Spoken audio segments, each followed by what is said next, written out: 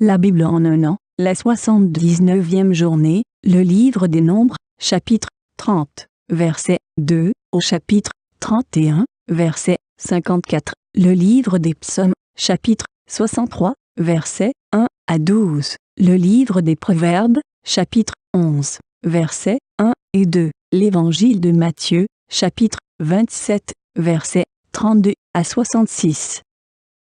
Le livre des Nombres, chapitre 30. Moïse dit aux chefs des tribus des Israélites, « Voici ce que l'Éternel ordonne. Lorsqu'un homme fera un vœu à l'Éternel ou un serment, en se liant par un engagement, il ne violera pas sa parole. Il agira conformément à tout ce qui est sorti de sa bouche.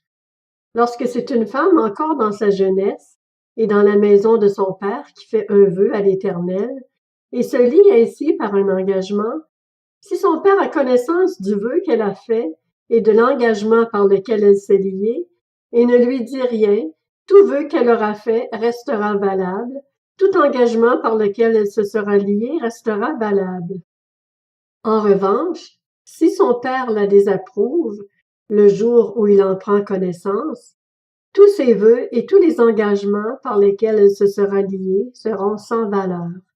L'Éternel lui pardonnera parce que son père l'a désapprouvé.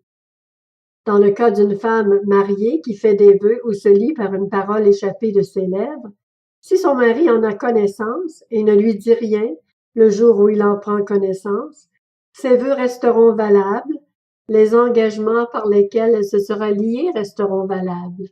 En revanche, si son mari la désapprouve le jour où il en prend connaissance, il annule ainsi le vœu qu'elle a fait et la parole échappée de ses lèvres par laquelle elle s'est liée, et l'Éternel lui pardonnera. Dans le cas d'une femme veuve ou divorcée, le vœu ou l'engagement, quel qu'il soit par lequel elle se sera liée, restera valable pour elle. Si c'est dans la maison de son mari qu'une femme fait des vœux ou se lie par un serment, et si son mari en a connaissance mais ne lui dit rien et ne la désapprouve pas, tous ses vœux restent valables, tous les engagements par lesquels elle s'est liée restent valables. En revanche, si son mari les annule le jour où il en prend connaissance, tout vœu et tout engagement sortis de ses lèvres sont sans valeur. C'est son mari qui les a annulés, et l'Éternel lui pardonnera. Son mari peut ratifier ou annuler tout vœu, tout serment par lequel elle s'engage à s'humilier. S'il ne lui dit rien jusqu'au lendemain, il ratifie ainsi tous les vœux ou tous les engagements par lesquels elle s'est liée. Il les ratifie parce qu'il ne lui a rien dit le jour où il en a pris connaissance. S'il les annule après le jour où il en a pris connaissance, il supportera les conséquences de la faute de sa femme. Telles sont les prescriptions que l'Éternel donna à Moïse à propos des relations entre un mari et sa femme, ou entre un père et sa fille lorsqu'elle est encore dans sa jeunesse et dans la maison de son père. Le livre des Nombres, chapitre 31. L'Éternel dit à Moïse, « Venge les Israélites des Madianites. Ensuite, tu iras rejoindre les tiens. » Moïse dit au peuple, « Équipez parmi vous des hommes pour l'armée, et qu'ils marchent contre Madian, afin d'exécuter la vengeance de l'Éternel contre Madian. Vous enverrez à l'armée 1000 hommes par tribu de toutes les tribus d'Israël. » On choisit parmi les milliers d'Israël 1000 hommes par tribu, soit 12 000 hommes équipés pour la guerre. Moïse envoya ces 1000 hommes par tribu à l'armée, et avec eux le fils du prêtre Éléazar, Phiné, qui portait les instruments sacrés et les trompettes retentissantes. Ils firent la guerre contre Madian, conformément à l'ordre que l'Éternel avait donné à Moïse, et ils tuèrent tous les hommes.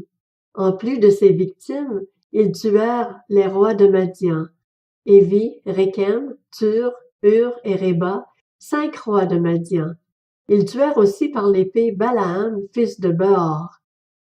Les Israélites firent prisonnières les femmes des Madianites avec leurs petits-enfants, et ils pillèrent tout leur bétail, tous leurs troupeaux et toutes leurs richesses. Ils incendièrent toutes les villes qu'ils habitaient et tous leurs campements.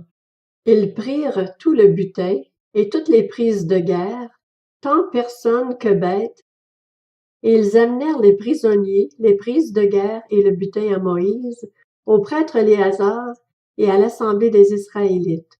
Ceux-ci campaient dans les plaines de Moab, près du Jourdain, vis-à-vis de Jéricho. Moïse, le prêtre Éléazar et tous les princes de l'assemblée sortirent du camp à leur rencontre. Moïse s'irrita contre les commandants de l'armée, les chefs de milliers et les chefs de centaines qui revenaient de l'expédition. Il leur dit: « Comment? Vous avez laissé la vie à toutes les femmes? Ce sont justement elles qui, sur le conseil de Balaam, ont entraîné les Israélites à commettre l'infidélité envers l'Éternel, dans l'affaire de Péor. Alors un fléau a éclaté dans l'assemblée de l'Éternel. Maintenant, tuez tout garçon parmi les petits-enfants, et tuez toute femme qui a connu un homme en couchant avec lui. Mais laissez en vie pour vous toutes les filles qui n'ont pas connu le lit d'un homme. Quant à vous, campez pendant 7 jours hors du camp. Tous ceux parmi vous qui ont tué quelqu'un, et tous ceux qui ont touché un mort se purifieront le 3e et le 7e jour, ainsi que vos prisonniers.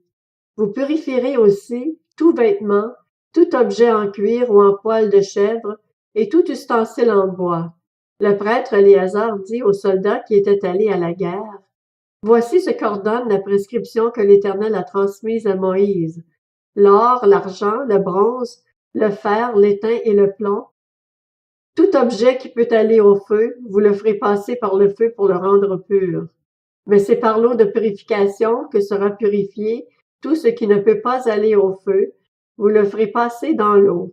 Vous laverez vos vêtements le 7e jour, et vous serez purs. Ensuite, vous pourrez entrer dans le camp. » L'Éternel dit à Moïse: « Fais, avec le prêtre Éléazar et les chefs de famille de l'assemblée, le compte du butin, des prises de guerre, tant personnes que bêtes. Partage les prises de guerre entre les combattants qui sont allés à l'armée et toute l'assemblée. Sur la part des soldats qui sont allés à l'armée, tu prélèveras une part pour l'Éternel, à raison de 1 sur 500, tant des personnes que des bœufs, des ânes et des brebis. Vous le prendrez sur leur moitié, et tu le donneras au prêtre Éléazar, comme une offrande à l'Éternel. Sur la moitié qui revient aux Israélites, tu prendras 1 sur 50, tant des personnes que des bœufs, des ânes et des brebis, de tout animal, et tu le donneras aux Lévites qui ont la garde du tabernacle de l'Éternel. » Moïse et le prêtre Éléazar firent ce que l'Éternel avait ordonné à Moïse. Les prises de guerre, ce qui restait du pillage effectué par ceux qui avaient fait partie de l'armée, consistait en 675 000 brebis, 72 000 bœufs, 61 000 ânes et 32 000 personnes, des femmes qui n'avaient pas connu le lit d'un homme.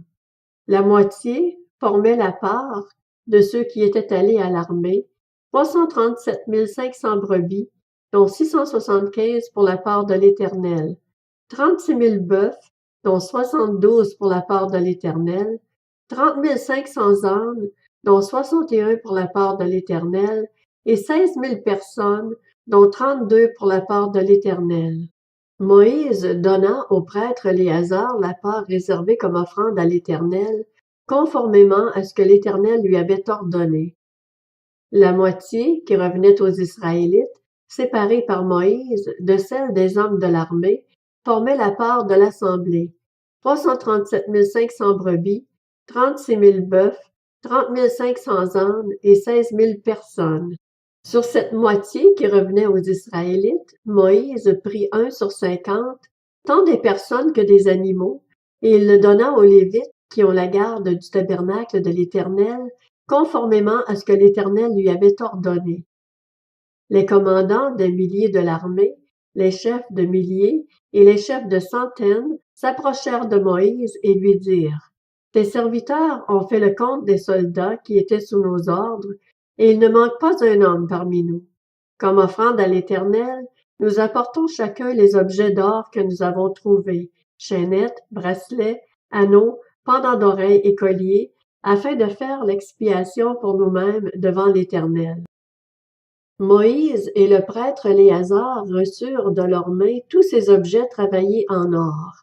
Le poids total de l'or que les chefs de milliers et les chefs de centaines présentèrent à l'Éternel en offrande, faite à titre de prélèvement, était de 190 kilos. Les hommes de l'armée gardèrent chacun leur butin. Moïse et le prêtre Éléazar prirent l'or des chefs de milliers et des chefs de centaines et l'apportèrent à la tente de la rencontre comme souvenir pour les Israélites devant l'Éternel. Le livre des Psaumes, chapitre 63. Psaume de David lorsqu'il était dans le désert de Juda. Ô Dieu, tu es mon Dieu, je te cherche. Mon âme a soif de toi, mon corps soupire après toi, dans une terre aride, desséchée, sans eau. C'est pourquoi je t'ai contemplé dans le sanctuaire pour voir ta force et ta gloire, car ta bonté vaut mieux que la vie. Mes lèvres célèbrent tes louanges. Ainsi je te bénirai toute ma vie, je lèverai mes mains en faisant appel à toi.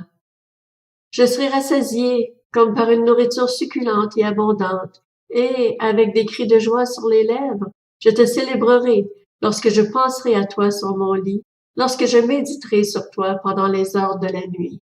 Oui, tu es mon secours, et je crie de joie à l'ombre de tes ailes.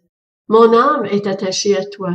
Ta main droite me soutient, mais ceux qui cherchent à ruiner ma vie iront dans les profondeurs de la terre.